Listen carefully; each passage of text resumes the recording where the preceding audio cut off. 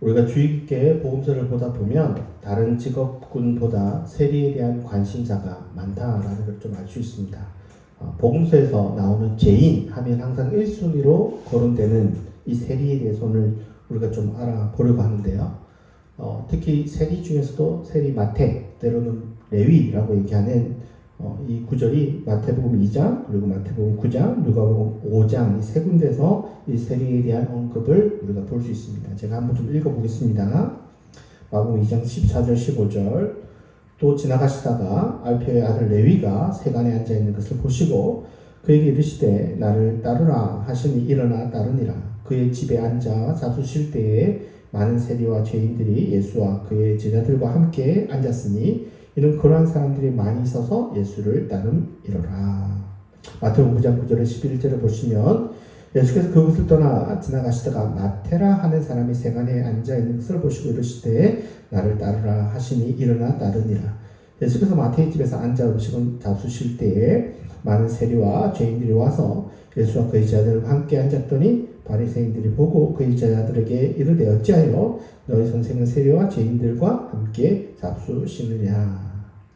또 누가복음 5장 29절 30절을 보시면 레위가 예수를 위하여 자기 집에서 큰 잔치를 하니 세리와 다른 사람이 많이 함께 앉아 있는지라. 바리새인과 그들의 서기관들이 그 제자들을 비방하여 이르되 너희가 어찌하여 세리와 죄인과 함께 먹고 마시느냐. 이 마가복음과 누가복음에서는 레위라고 부르고요. 마태복음에서는 마태라고 부르는데 이 인물이 다르다라고 보기가 어렵죠. 완전히 그 세 구절이 똑같은 이야기, 똑같은 상황, 똑같은 정황을 보여주기 때문에 모든 학자 거의 여기에 이의가 별로 없는 것 같습니다. 마태가 레위다 라고 보고요. 이 인물이 세리라는 것은 거의 많은 학자들이 동의하는 것 같습니다. 공간 복음서마다 세리라는 직업에 대해서 굉장히 많은 관심을 가지고 있고요. 또 세리라는 이 직업과 항상 같이 나오는 표현이 죄인과 함께 예수께서 식사를 하시더라 라고 해서 세리와 죄인이 동일한 어떤 존재로 여겨지고 있는 것을 우리가 볼 수 있습니다. 그래서 이번 기회에 세리가 좀 어떤 직업인지 우리가 생각하는 것처럼 그냥 세금 거두는 건데 이렇게 생각할 수 있겠지만 좀 우리가 좀 구분해서 좀 우리가 배울 필요가 있어서 오늘 세리 마태에 대해서 좀 더 배워보려고 합니다. 보통 이제 세리라고 하면 당연히 세금 징수원이라고 생각을 할 겁니다. 텔레네스라는 세리라는 직업은요, 세금을 거두는 공무원을 가리키는 표현이 아닙니다. 기본적으로 이 표현은 통행세 징수원을 가리키는 겁니다. 이거 어떻게 좀 다르냐면 우리는 세리라고 이제 우리 번역에 번역되어 있기 때문에 당연히 세금을 거두는 직업이겠지라고 생각할 수 있습니다. 이걸 알려면 로마 제국의 어떤 세금의 징수 시스템을 한번 이번 기회에 좀 더 알아보면 마태의 위치를 좀 더 알 수 있기 때문에 오늘 좀 더 큼직큼직한 그런 것들 좀 살펴보려고 합니다. 세관은요 크게 그 국가에서 운영하는 세금 징수가 있고요. 그 다음에 민간에서 징수하는 또 세금 거두는 그런 출처가 있습니다. 우리가 이제 기본적으로는 그러니까 지금 이번 로마 제국 징수 시스템이라고 해서 지금 로마 제국에서 징수하는 이 시스템을 먼저 좀 알아보려고 합니다. 이러한 시스템은요, 로마 행정기관의 정규직 공무원으로서 세금을 징수하는 시스템입니다. 이거는 지금 우리가 다루고 있는 세리의 세리의 어떤 위치가 아닙니다. 예. 하지만 좀 더 알아볼 필요가 있는데요. 이 세금 징수원은요, 로마가 징수하는 이 시스템의 세금은 기본적으로 직접세입니다. 이 직접세에는 뭐가 들어가냐면 인두세라고 해서 성인 남성이면 모든 사람에게 주어지는 그런 세금이 있고요. 그 다음에 토지세, 그 다음에 재산세 이런 것들을 거둡니다. 토지세와 재산세 같은 경우는 부자들이 내는 세금이었기 때문에 가난한 자들한테는 그렇게 크게 영향이 없었던 세금인데 인두세 같은 경우는 이 가난한 평민들이 모두 내야 됨에도 불구하고 이게 굉장히 내기가 벅찼던 그런 세금이기도 했습니다. 그래서 유대 지역에서는 굉장히 논란이 있었던 세금입니다. 그런 상황을 잘 보여주는 것이 예수님께서 이 바리새인들과 얘기할 때 이런 질문을 하죠. 세금을 가이사에게 바치는 게 옳은지 말아야 되는지에 대해서 논란이 있을 때 이 세금의 이야기는 국가 재정 시스템의 인두세를 거두는 그 이야기를 다루는 문제, 그 이야기입니다. 마태복음 22장 17절을 보면 그러면 당신 생각에는 어떠한지 우리에게 이르소서. 가이사에게 세금을 바치는 것이 옳지 아니하니까 하니. 그래서 이것은 로마에 대해서 내는 세금, 그 중에서도 직접세, 그 안에서도 인두세를 얘기하고, 이러한 세금을 거두는 사람은 로마 행정기관의 공무원으로서 직접세를 거두는, 그리고 이것을 관할하는 곳은 본디오 빌라도가 이 로마 총독 안에 있는 유대 총독 관할로서 이 세금을 거두는 겁니다. 그러니까 그게 공식적이고 직접적인 세죠. 이때 우리가 조금 더 하나 더 이 시스템을 좀 더 우리가 로마 시스템을 좀 이해하려면 유대 총독이, 그러니까 유대 땅이 어디에 속해 있느냐라는 것 좀 한 번 더 살펴볼 필요가 있습니다. 유대 총독은요, 시리아라는 좀 더 큰 곳의 그 주의 아래에 있는, 그래서 유대 총독은 지방관입니다. 로마 제국의 시스템을 이해하려면 로마 제국이 크게 두 속주로 나눠집니다. 어떻게 나눠지냐면 하나는요, 황제 직할 속주가 있습니다. 그 다음에 두 번째는 원로원 직할 속주들이 있습니다. 크게 이 세상이 두 개로 나눠져 있습니다.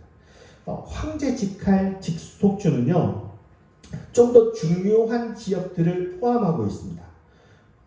여기 보시면 황제 직할 속주에 이집트, 시리아, 게르마니아, 여러 가지 이 외에도 좀 더 있습니다. 이런 식으로 해서 좀 더 중요한 지역들이 포함되고요. 이 시리아 지역 아래에 어디가 있어요? 유다가 있죠. 그러니까 유다는 굉장히 큰 주에 속하는 게 아니라 시리아라는 그 주 안에 있는 좀 더 작은 행정기관이라고 볼 수 있습니다. 그래서 우리가 유대 총독이라고 해서 시리아 총독하고 총독이라는 단어가 똑같거든요. 우리나라 번역에. 그러다 보니까 굉장히 높은 위치라고 생각하는데 그렇지 않습니다. 그래서 본디오 빌라도 같은 경우가 우리가 생각하는 것만큼 아주 대단하고 높은 위치는 아니고요. 시리아 속주 아래에 있는 유대 지방관이기 때문에 총독이라기보다는 좀 더 지방관이라고 번역하는 게 좀 더 낫지 않을까 이런 생각이 듭니다. 우리 시대를 좀 더 표현을 하면요, 시리아 속주 같은 경우는 중앙부처 장관급입니다. 장관이라고 생각하시면 됩니다. 그래서 굉장히 높은 직분이라면 빌라도 같은 유대 땅은 도지사 정도의 어떤 수준으로 보시면 됩니다. 그리고 이 도지사가 세금을 공식적으로 걷어서 로마 정부에게 돈을 보내는 일을 하고 있는 거죠. 그래서 관할은 로마 안에서도 유대 땅에 있는 유다 총독, 유다 지방관에서 이것을 관할하고 있고, 그 대표자가 본디오 빌라도이라고 생각하시면 됩니다. 그래서 성경에서 나오는 세리를 얘기할 때는요, 지금 로마 정부 기관 안에 있는, 유대 정부 기관 안에 있는 세리를 가리키는 게 아닙니다. 요거를 하나 우리가 좀 짚고 넘어가야 됩니다. 우리는 세리라고 하니까 당연히 국가정부 기관의 공무원이라고 생각할 수 있는데 그렇지 않고요. 그래서 이런 직접세와 관련된 세관이 아니다라는 하나 정리할 필요가 있습니다. 그러면 세리마태의 어떤 위치를 좀 알기 위해서는 이것이 이제 직접세를 거두는 로마 행정기관의 공무원으로서의 세금 징수원이 아니라 또 다른 간접세를 거두는 게 있습니다. 이 간접세는 민간인 계약자가 최고 입찰을 따내서 그것을 이제 국가에게 주는 그러한 시스템인데요. 그런 일반 민간인 계약 아래에 있는 세리라고 생각하시면 됩니다.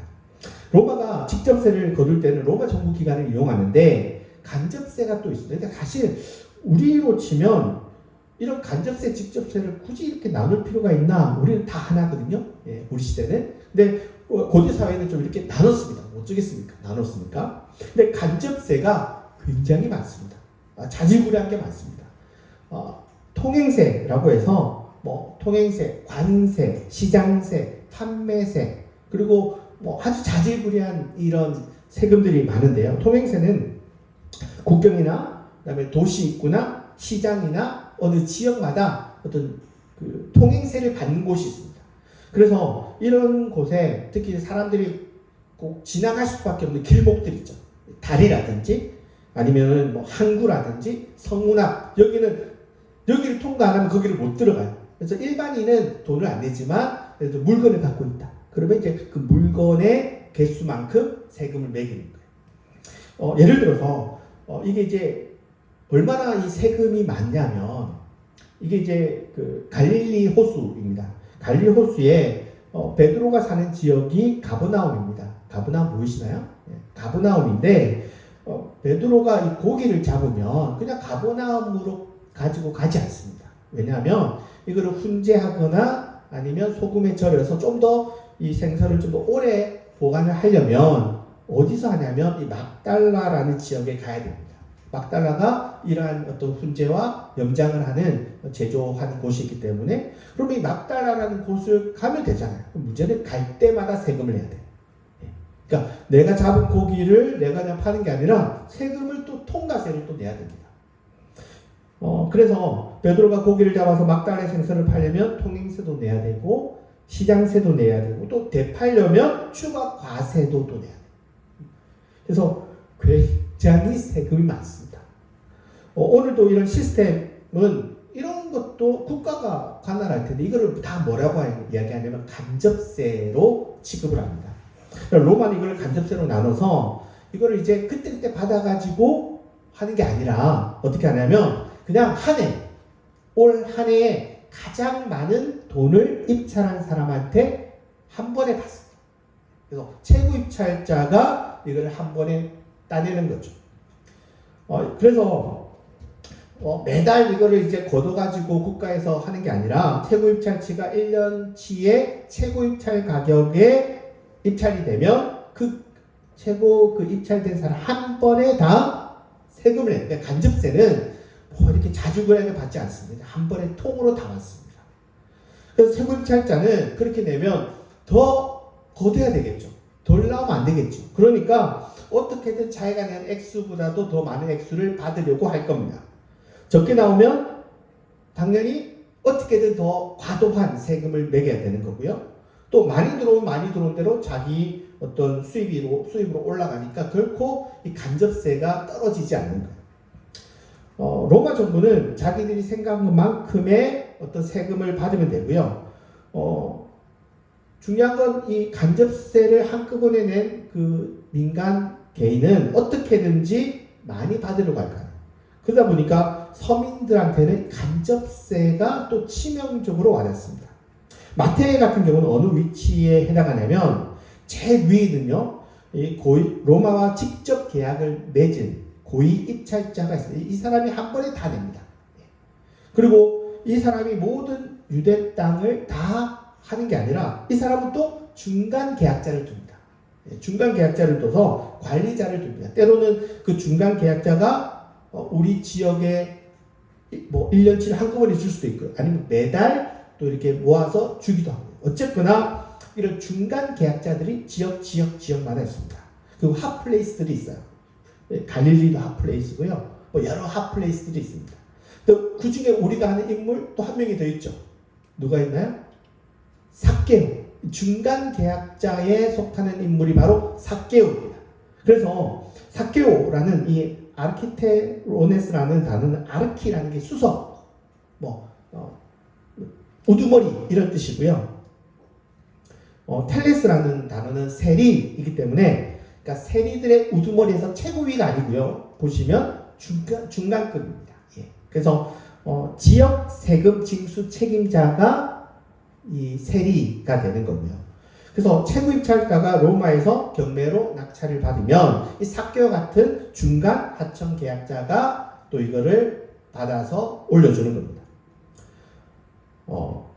우리 유대인들이 볼 때 가장 미운 사람은 최고 입찰가보다는 중간 계약자인 우리 성경에 세리장으로 번역된 지역 세금 징수인 삭개오 같은 사람이 실제적으로 자기들의 세금을 거두기 때문에 가장 직접적인 비난을 받는 대상이었고요.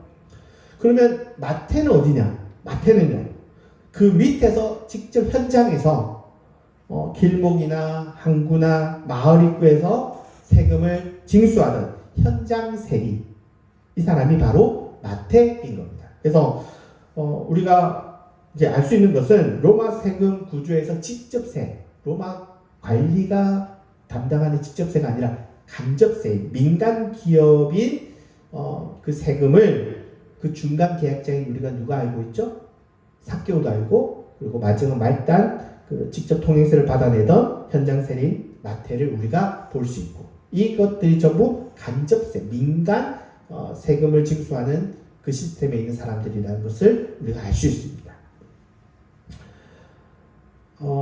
그러면 하나 더 좀 더 생각해 볼 것은 이 세관으로서 그러면 세력이 어떤 권력이 너무 적은 거 아닐까? 민간이니까, 국가 기업이 아니니까 라고 생각할 수 있습니다. 그런데 이 간접세를 입찰하는 인물은요, 이미 로마의 엄청난 액수를 어떻게 한 번에 따낼 수 있는 권력자라는 걸 알 수 있죠. 그 액수가 해마다 다르긴 합니다. 그런데 제가 좀 살펴보니까 대략 20만 데나리온에서 40만 데나리온, 이 달란트로 따지면 30달란트에서 70달란트. 여러분 1달란트 하나도요, 평생 한 사람이 낼 수 있는 액수가 벌 수 있는 돈이 아니거든요. 근데 이거 이제 일당 10만 원으로 잡으면 현재 우리나라 돈으로 한 20억에서 40억 정도 됩니다. 그런데 이 20억 정도의 액수가 아닙니다. 고대 20억은요, 현대 100억 이상입니다. 심지어 1000억도 될 수 있습니다. 이게 우리가 상상할 수 있는 가격이 아닙니다. 그 가치가 좀 다른 거예요. 현대의 가치보다 훨씬 더 높습니다. 근데 이러한 액수를 단번에 낼 수 있는 사람은 어떤 사람일까요? 이거는 삼성 정도, 뭐 LG 기업, 요 정도 생각하시면 됩니다.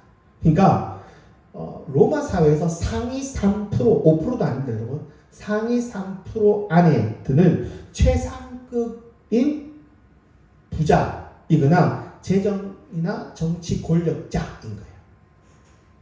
그래서 이런 계약을 맺는 사람은 대개 로마의 기사 계급입니다. 로마 계급을 보면요, 원로원이 최고 있습니다. 원로원은 어느 주의 대통령, 그러니까 우리나라급이 아닙니다. 뭐 예를 들어 러시아나 뭐 이런 급의 그 대통령급이 원로 계급이고요, 원로원이고요. 그 밑에 조금 더 또 강력한 계급이 기사 계급 정도가 있는데, 그런 계급 정도. 그래서 로마 경제의 아주 핵심 엘리트들입니다. 그러니까 3% 안에 드는 겁니다. 당연히 이러한 사람들은 황제와 총독과 어떤 밀접한 관계를 맺고 있는 사람들이고요. 키케로 같은 학자는 이 세금 입찰자들은 로마 공화국의 기둥이다, 로마 경제의 중심이다 라고 얘기를 합니다. 그래서 모든 그 로마 시스템의 그 이런 최고 입찰자들을 통해서 국가가 운영되는 거예요. 그러니까 이들은 로마 관료가 아님에도 불구하고 직접세를 담당하는 총독이나 이런 사람들과도 굉장히 유착관계가 분명히 있을 거고요. 총독도 이들의 눈치를 봐야 되는 아주 정말 대단한 실세라고 보시면 됩니다. 지금 보시면 원로급이 있고 그다음에 기사 계급이 있잖아요. 이게 사실은 더 위로 올라가는 겁니다. 3%면. 그래서 유대 총독도 일종의 지방 총독이잖아요. 도지사 정도 되잖아요. 그러다 보니까 사실은 급으로 따지면요, 이 민간 입찰을 따낼 수 있는 사람이 훨씬 더 빌라도보다 훨씬 더 권력이 높을 수도 있어요. 그럴 가능성이 훨씬 더 높습니다. 그렇기 때문에 이들은 굉장히 로마 경제의 핵심 인물이어서 말만 민간 기업, 민간인이라고 최고 입찰자라고 얘기하지만 민간의 외피를 쓴 로마 국가 시스템의 핵심 인물이라고 보시면 됩니다. 그러니까 당연히 이러한 거물의 권력의 비호 아래에 세리장도 있는 거고요. 그리고 마태도 여기에 속해 있기 때문에 꼭 공무원이 아님에도 불구하고 굉장한 권력을 쥐고 있는 그러한 위치라고 생각하시면 돼요. 민간이지만 굉장한 권력의 아래에 있다라는 겁니다. 그래서 이런 최고입찰가는요 굉장히 권력가잖아요. 그러니까 뭐 그 사람이 뭐 잘못했을 때야 비난이 되지만 기본적으로는 선망의 대상인 겁니다. 이런 사람들이 직접적으로 비난의 대상이 아닙니다. 그럼 누가 비난의 대상일까요? 이게 중간에서 세금을 거두거나 직접 세금을 거두는 이 사람들, 우리가 아는 삭개오와 마태 같은 사람들이 비난의 직접적인 대상이라는 거죠. 그래서 우리 번역의 세리라는 표현보다는 어떤 직접세를 거두는 세금 징수원이 아니라 민간 기업에서 간접세를 거두는 통행 징수원이나 간접세 징수인이라고 얘기하시는 게 조금 더 이 사람의 위치를 좀 더 정확히 알 수 있습니다. 우리가 이렇게 좀 더 정리를 좀 하고요. 문제는 예수님께서 이들과 식사를 한다는 겁니다. 앞서 본 것처럼 간접세 징수인이나 아니면 간접세 중간 세리장이었던 이 삭개오 같은 경우도 로마 제국의 어떤 수탈 구조의 하수인이었기 때문에 죄인으로 여겨졌던 사람들이고요. 그런 면에서 그 사회에서 굉장히 부정적으로 여겨졌던 사람들입니다. 그럼 이런 사람들과의 식사를 어떻게 봐야 되느냐? 사실 많은 분들은 모르시겠지만 많은 학자들이 예수님과 세리, 예수님과 죄인과의 식사의 어떤 문제를 정결례의 문제로 다가가시는 분들이 많이 있습니다. 당연히 죄인들은 정결례의 문제가 있는 사람들이고 세리들도 그러한 불의한 행동 때문에 죄인으로 여겨지기 때문에 당연히 정결례에 문제가 되는, 위배되는 인물일 수가 있죠. 근데 굉장히 흥미로운 견해는 토마스 카젠이라는 학자가 내세우는 견해인데 이 견해를 굉장히 많은 학자들이 지지해요. 무슨 얘기냐면 이런 부정한 사람들을 예수님이 만지거나 치료해줘서 정결로 돌아가겠다. 대표적인 사례들이요. 병에 걸리면 그 사람이 이제 부정해집니다. 그러면 죄인으로 계속 있어야 되는데 예수님에게는 거룩한 어떤 그 강한 거룩이 있습니다. 그 강한 거룩이 부정을 만났을 때 그 부정이 정결하게 되어서 부정에서 정결로 옮겨진다 라고 많은 학자들이 카젠이라는 학자의 견해를 지지합니다. 원래는 구약에서 보면 거룩이 있고 중간에 정결이 있고 나쁜 게 부정이에요. 그러면 거룩과 부정은 만날 수 없죠. 근데 부정이 거룩과 만나면 구약에서는 거룩이 해소돼요. 부정해집니다.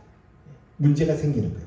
그런데 신약은 다르다는 학자들 보니까 예수님은 그 거룩보다 진짜 거룩해서 그런지 모르겠지만 이 부정과 거룩이 만났더니 거룩이 해소되지 않고 부정이 정결하게 되더라는 거예요.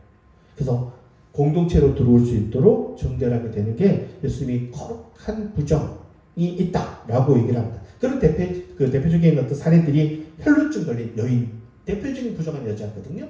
근데 예수님 만졌더니 어떻게 돼요? 정결하게 돌아왔죠. 정상적으로 돌아왔죠.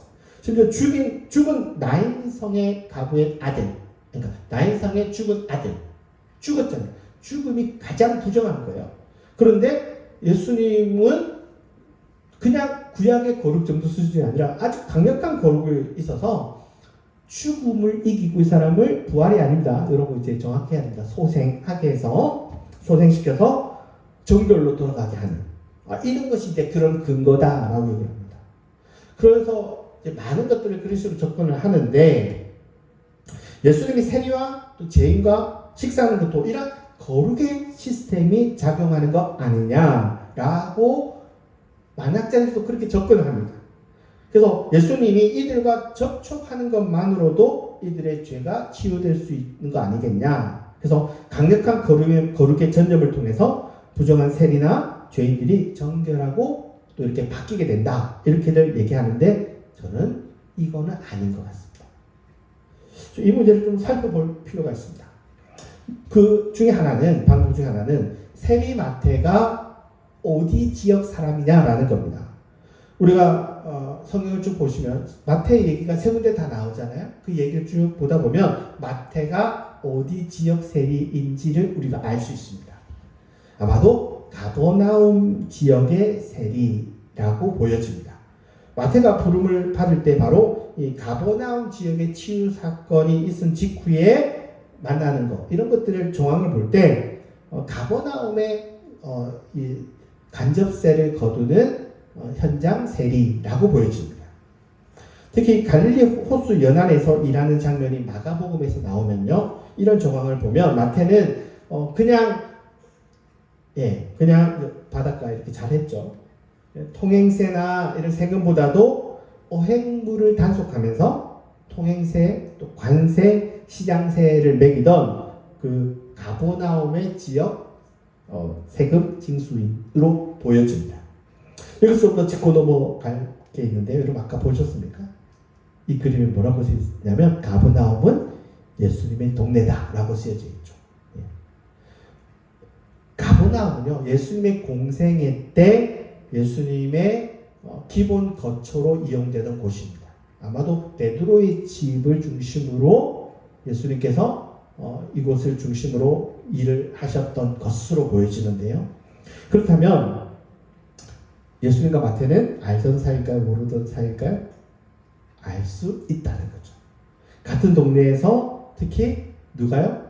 베드로가 매번 만나야 되는 사람이 누굽니까? 마태예요. 예. 매번 만나야 돼요. 장사할 때마다. 예. 장사라기보다는 물고기를 잡아서 갈 때마다. 그런데 이렇게 같은 동네 살면서 예수님을 보고 또 누구도 볼까요? 베드로도 보게 되는 거죠. 그래서 동네 사람이 뭔가 이러한 상황을 보면서 깨달음이 있었을 것 같아요. 정황상으로. 그런데 여러분 한 번 더 생각해 보세요. 가버나움에 굉장히 우리가 아는 사람들이 많이 있습니다. 누가 있을까요? 베드로, 안드레, 야고보, 요한. 당연히 이 사람들은 이 동네 출신들이고요. 베드로의 장모도 역시 가버나움 출신입니다. 그리고 예수님께 하인을 고쳐달라고 했던 그 백부장이 어디 백부장이냐면 이 가버나움 백부장이고요. 그래서 또 지붕을 뚫고 중풍병자가 치료된 그 인물도 어디 주민이냐? 가버나움 주민입니다. 굉장히 많습니다.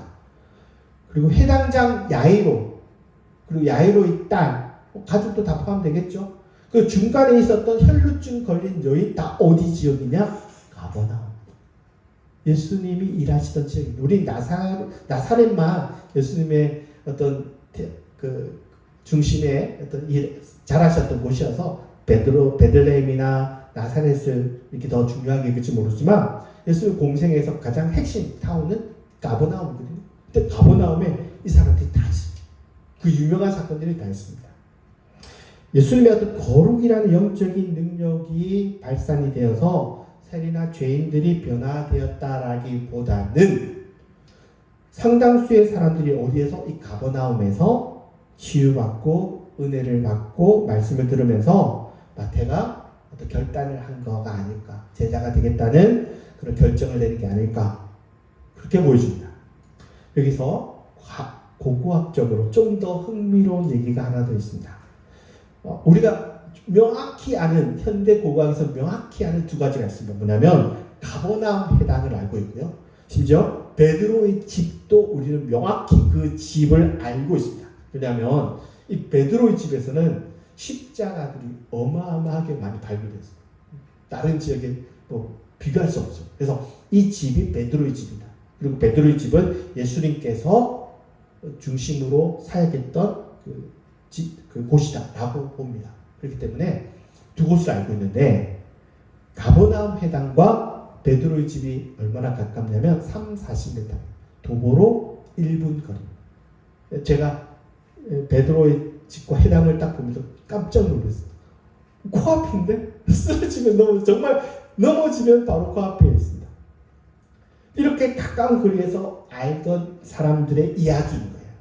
회당장 야이로의 이야기, 그 다음에 마태의 이야기, 또 중풍병자의 이야기, 그 다음에 혈루증 걸린 이야기. 이 사람들이 예수님에게 치유받거나 예수님 사역에 동참하거나 제자가 벌어진 사건들이 다 이 가버나움에서 일어났고, 이 가버나움 주민들의 지지를 받으면서 예수님께서 그 사역을 할 수 있는 그 힘을 얻지 않았을까라고 보여집니다.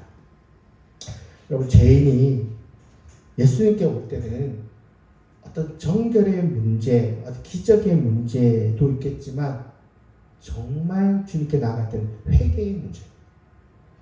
물론 병자들이 치유받을 때 죽은 자가 소생되는, 아니면 정말 치유됐을 때 그 병이 치유될 때는 부정해서 정결로 돌아갈 때 어떤 거룩의 능력이 발산할 수 있겠죠. 정결 내의 문제가 맞을 수 있다고 봅니다. 그런데 병자가 치유되고 정결되는 게 전부가 아닙니다. 병자가 치유되어도 하나님께 돌아오지 않는 경우도 있습니다. 그 예가 누가복음 17장에 보면 문둥병자 10명이 치유되는 사건이 있습니다. 10명이 다 치유받았는데 치유받고 나서 돌아온 자는 몇 명? 사마리아인 한 명만 돌았습니다. 중요한 건 병고침이나 기적이 아니라 회개가 중요한 겁니다.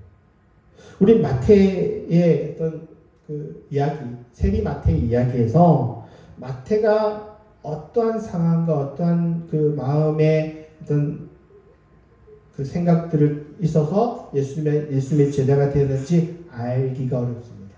알 수 없습니다. 또한 우리가 베드로나 안드레나 야고보와 요한이 물론 물고기 이런 사건도 있고 하지만 어떤 내적인 어떤 마음의 동료가 있어서 예수님의 제자가 되었는지 우리는 좀 알 수 없습니다. 하지만 이들이 우리가 명확히 아는 사실은 이들이 다 가버나움 출신이고요. 그럴 때 이들이 이러한 자기의 직업을 버리고 제자가 되겠다고 따라 나선 것은 단순히 순간적인 어떤 감정이나 순간적인 선택이 아니라 예수님을 지켜보면서 오랜 시간 동안 깊은 깨달음이 있지 않았을까 충분히 예상할 수 있습니다. 그런 깨달음을 통해서 회개하고 돌아온 것이지 단순히 예수님의 기적에 아니면 예수님의 거룩한 전념에 의해서 그러한 결단까지 했을까? 그렇지 않은 것 같습니다. 우리가 삭개오의 회심을 보면 이 회심이 베드로인데 이 회심이 실질적인 행동이 수반되는 회개의 자세입니다. 회개라는 게 우리는 마음의 모습이 회개라고 생각하지만 고대 사회는요, 회개는 행동이 회개의 마음의 표현입니다. 마태가 어떠한 연유로 어떠한 계기가 되어서 제자로 따라 나섰는지 알지 못하지만 비난은 받을지언정 고대 사회에 먹고 살기 어려운 그 시대에 제법 탄탄한 직업이죠. 굉장한 권력의 줄에 서 있는 겁니다. 그래서 나는 먹고 사는 데에는 크게 지장이 없는 그 세리라는 직업을 버리고 생존이 위험할 수 있는 예수님의 제자로 따라 나선다는 것은 정말 무모한 결정이라는 것을 한번 생각해 볼 필요가 있습니다. 그러한 무모한 결정을 내릴 때는 단순한 기분 탓이거나 아니면 그날 감정의 어떤 환희 때문이 아니라 오랜 기간 또 심각한 고민을 통한 결정이라는 것을 알 수 있는 거죠. 즉흥적인 기분이나 그날 기분이 좋아서 그랬다면 중간에 그만두면 되는 겁니다. 근데 그러지 않잖아요. 오랜 기간 동안 예수님을 따랐다라는 것 자체가 이미 회개를 동반한 자세라는 그거를 버린 거예요. 기존의 나름의 안전한 삶을 포기하고 정말 생존이 위험한 그 길을 따라 나선다라는 것은 일시적인 기분이 아니라 인생을 건 회개가 동반되지 않으면 불가능한 행동. 이미 제자로 나섰다는 것 자체가 회개입니다. 우리가 아는 베드로, 안드레, 야고보, 요한은 뭘 버렸나요? 그물을 버렸다고 얘기합니다. 그 말은 배를 버린 거고 어부의 직업을 버린 거고 제법 나름 안전한 직업을 버린 거예요. 그 사이에 하루 입에 풀칠하기 어려운 시대에 그 나름 먹고 살 수 있는 길을 버렸다 치우가 아니에요. 마태도 마찬가지예요. 마태도 그 제법 탄탄한 직장을 버렸다. 이거는 그냥 순간적인 기분이 아니라 정말 자신의 인생을 건 진지한 선택이며 회개 행동이라는 겁니다. 예수님이 세리와 죄인과의 어떤 식사는 정결법의 기적을 일으키는 식사가 아니라 도덕적 부정한 어떤 사람들에 대한 당대의 사회적인 규범에 도전한 행위였고요. 이런 도전 앞에 이들은 이전의 삶을 버리고 새로운 삶을 돌아서는 길을 함께 걸어간 겁니다. 여러분, 기적보다 회개가 더 위대합니다. 치료도 중요하지만 치료보다 더 중요한 건 회개입니다. 마태의 기적은 치유일 수도 있고 거룩의 전념일 수도 있지만 더 중요한 건 그가 회개하고 다른 길을 따라 걸었다는 겁니다. 그럼 이 세상에서 가장 위대한 건 회개입니다. 잘못된 길을 돌이키고 새로운 삶을 살기로 선택한 것, 이거는 불가능할 정도의 어떤 질병을 가지고 있는 사람이 치유되는 그 기적보다 더 놀라운 기적입니다. 병이 고쳐지는 것보다 사람이 바뀌는 게 더 위대한 이야기입니다. 우리가 기적 좋죠. 기적을 바랄 수 있습니다. 그러나 그것보다 더 위대한 건 사람이 바뀌는, 회개하는 겁니다. 달라지는 겁니다. 우리가 기적만큼 더 위대한 이 달라지는 회개의 삶을 살아가는 우리가 되기를 바라겠습니다.